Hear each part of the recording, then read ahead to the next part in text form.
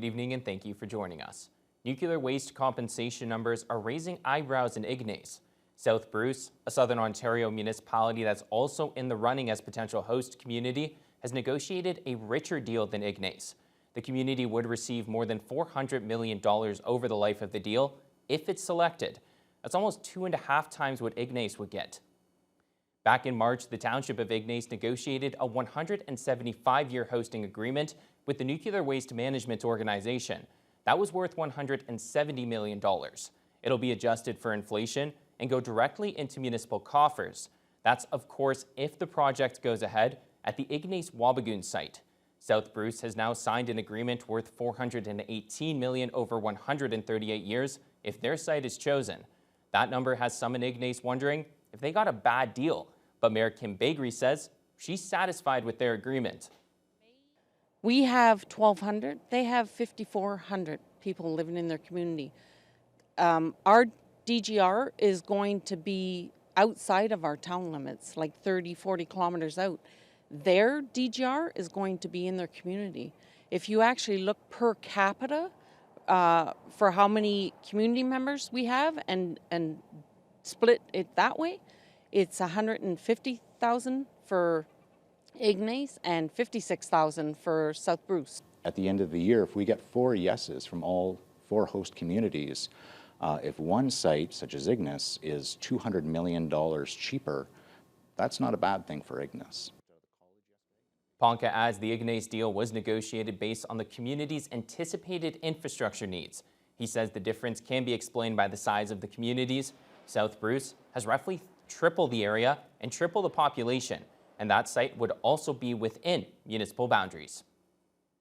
There was a very scary moment for several people on a Northern Ontario highway this week, and it was all captured on a transport's dash cam. This video's been making its rounds online, showing several transports swerving into oncoming traffic east of Timmins. It happened after the red transport towing 2 enclosed trailers reportedly caught fire on the road and was forced to pull over quickly. The terrifying near miss had more than 100,000 views online in less than 24 hours. Back here in the district, where motorcycle safety was the focus today, an event was held in recognition of May being Motorcycle Safety Awareness Month, where riders got to meet with local dealers and organizations. Jessica Clement has the story. Bikers and non-motorcyclists were brought together on Saturday for an event highlighting motorcycling in the region. The inaugural May Day in the Bay event, hosted by the Northwestern Ontario Motorcycle Safety Training Organization, saw attendees from Thunder Bay and the surrounding area learn more about motorcycle safety. Motorcyclists are vulnerable road users, and we just want people to be aware that they are out there on the road. Also, motorcyclists need to remember that they're small and they're vulnerable, so they need to be watching out for everyone. You essentially need to drive like you're invisible, and we want all road users, whether they're pedestrians, cyclists, driving a car, an 18-wheeler, whatever the case is, to watch for motorcycles. Organizer Greg Stein says the event was hosted to celebrate Motorcycle Safety Awareness Month and features a little bit of everything. Attendees were able to meet with a number of local dealerships, riding clubs, and several racing disciplines. A lot of people that are into motorcycles are also into all forms of motorsport, so we wanted to get a stock car here as well. We've got a couple of food vendors and swap meet, so just a little bit of everything as far as motorcycles go. We have one rider that's here from new to Canada for a while now. He's from India, and he's going to do some riding demonstrations.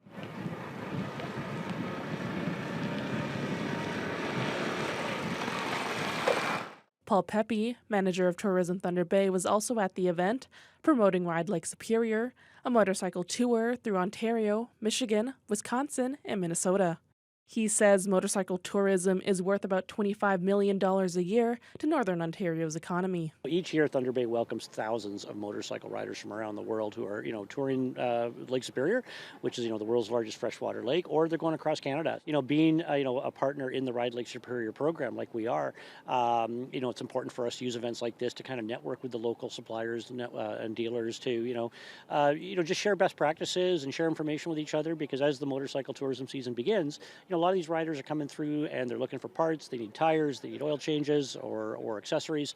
So, it's a great opportunity for us to be here and network with our local, partners in the Ride Lake Superior program and, help support the growth of great events like this. Stein says he hopes to make May Day in the Bay an annual event to bring more awareness to motorcycling in the region. Jessica Clement, TBT News. Pioneer Ridge Long-Term Care Home celebrated its 30th anniversary this past week. The municipally owned nursing home has been providing individualized care and support to seniors since 1994. Pioneer Ridge serves hundreds of residents in long-term care and supportive housing. The staff also provide meals for many city residents in need of support to stay in their homes. Pioneer Ridge Administrator Lee Messick says she's proud of the challenges they've overcome to reach this milestone, and spoke about how they've been able to find success over the past 3 decades. Our staff are our biggest asset. They are passionate about what they do. They are good at what they do. I believe another very important factor in that is that we have the support of the City of Thunder Bay. Not only our governing body, but you as a taxpayer. You help us provide this home and the needs of this home, and I think altogether this community is working to provide good quality care for the seniors that we serve. It is very significant because you can see that the city's investment in long-term residences and care, this is a home, and it truly conveys that atmosphere, and it's very energetic, and the people here, I say, are just in a happy state. Messick is hopeful they'll be celebrating further improvements in quality care services in another 30 years. And she says Pioneer Ridge is embarking on a new journey this summer, adopting an emotional-based model of care over the institutional model that has been long-standing in most healthcare organizations. Kiiwetinoong MPP Sol Mamakwa typically advocates for communities in his own riding and the north. But this week at Queen's Park, the NDP member was pressing the Ford government on behalf of a First Nation near Sarnia regarding high benzene levels from a nearby chemical plant. Amjananga First Nation closed its band office and sent employees home on April 16 after people became sick with symptoms associated with high levels of benzene. The First Nation reported last week that they were not consulted on what the Ministry of Environment considers unacceptable levels of benzene.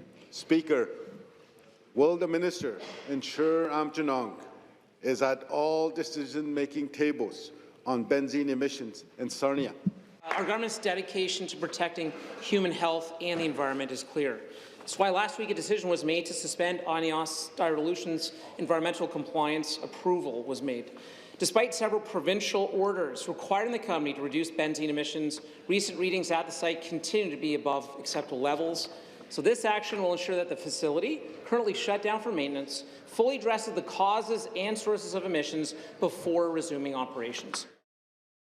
People across the nation were out last night hoping to catch a glimpse of the Northern Lights. It was thanks to a rare geomagnetic storm, and for many Canadians, beyond what they even expected, and something we haven't seen in decades. CTV's Camille Karamali explains. The best place to view the Aurora Borealis away from the city lights, like along the Lake Ontario waterfront here in Toronto, where last night people were treated to a dazzling display.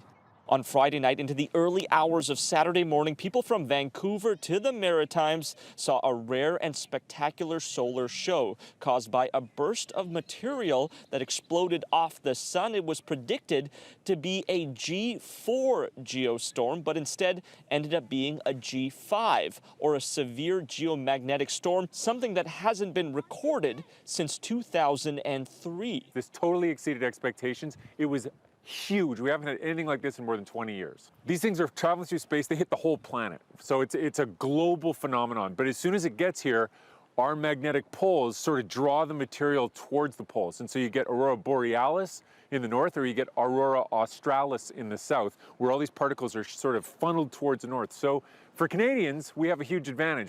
And if you missed it last night, the solar event is still ongoing, which means you have a chance to view it in the early Sunday morning hours, as long as you can get away from the city and away from the clouds. Kamal Karamali, CTV News, Toronto. The kicks were high and the skirts were frilly as the North McIntyre Can-Can Dancers celebrated its 35th anniversary with a reunion this afternoon.